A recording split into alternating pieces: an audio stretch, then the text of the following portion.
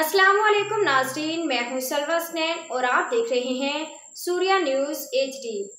आइए नजर डालते हैं आज की अहम खबरों पर। कराची से खबर शामिल करते हैं। जिला मलीर की पुलिस की कार्रवाई, घर की आड़ में गुटखा मावा तैयार करने वाले खुफिया मकाम पर छापा।